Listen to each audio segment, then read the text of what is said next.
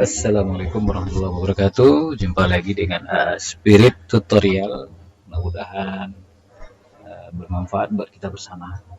Dalam kesempatan ini kita ingin memberikan panduan bagaimana cara mengelompokkan sumber dana yang ada di SIPD. Contoh kasus yang ada di instansi kami SKPD Dinas Perumahan dan Kawasan Pemukiman Kota Bukit Tinggi.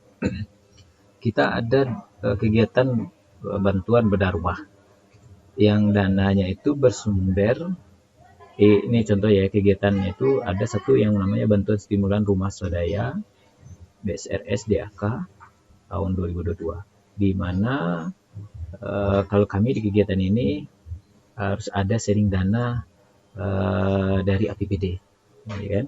Jadi kegiatan BSRS ini ada dua sumber dana, APBD dan DAK untuk bantuan stimulan rumah swadaya. Sementara yang kedua, kegiatan yang kedua B, bedah rumah pokir, yang jelas sumber dananya murni dari APBD. Nah, bagaimana kita untuk memilahnya sehingga ketika di SIPD itu kita benar-benar pure. Misalnya seperti ini ada tanda ini memang sumber dananya dari APBD. Kalau seandainya DAK, maka akan keluar DAK. Nah, contoh ini yang sumber dananya APBD yang diseringkan untuk jadi DAK 30 juta. Nah, sementara kalau yang untuk APBD pokir, nah jelas juga ada APBD pokir pengelompokannya.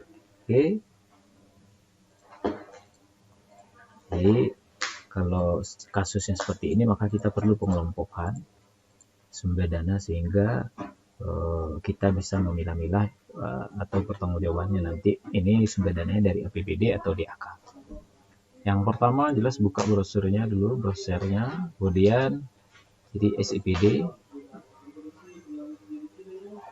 kita masuk dengan user PPTK kita masing-masing atau user yang diamankan untuk menginput SIPD. Ya, proses sampai masuk ya. Di 22.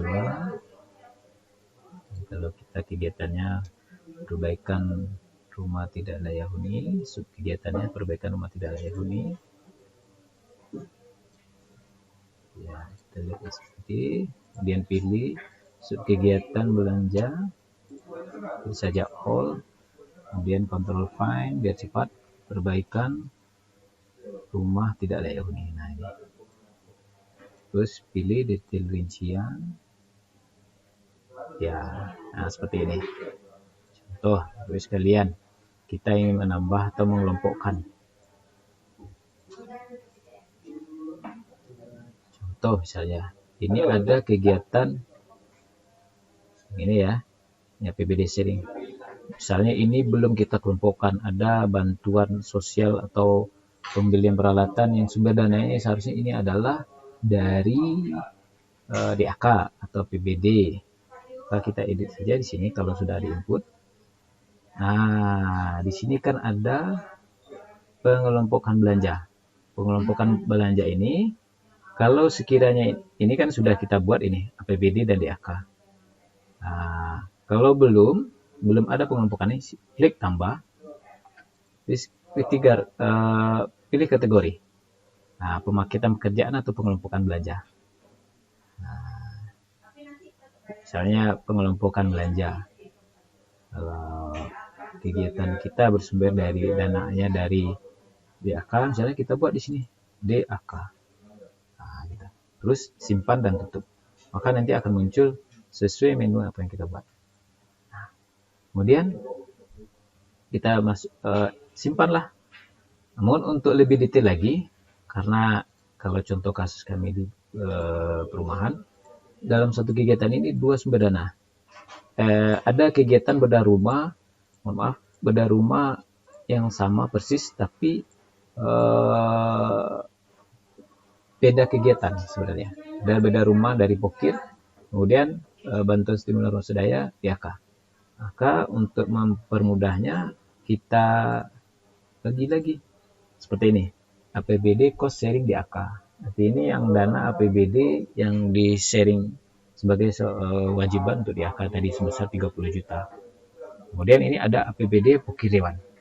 Nah, terus kami ada juga untuk gaji TFL. Dalam pelaksanaannya kami menggunakan TFL yang gajinya itu dibayar dengan APBD dan sharing dana dengan APBD. Kemudian ada juga yang dibayar gajinya dengan DAK. Nah, ini kita tinggal kelompokkan. Kalau ini tadi kan kita sharing dana DAK. Maka untuk mempermudah atas nama Edmi Yusnita ini, kelompokannya seperti ini. Ini memang yang untuk DAK. Ketika nanti keluar dana yang DAK dengan nama yang sama ini, nanti pengelompokan ini kita tambah DAK. Nah, mudah-mudahan bermanfaat. Nanti tinggal simpan sampai dengan selesai. Nanti akan keluar seperti ini. Mudah-mudahan bermanfaat. Kalau ada pertanyaan silakan komen. Jangan lupa like dan subscribe channel ini. Assalamualaikum warahmatullahi wabarakatuh.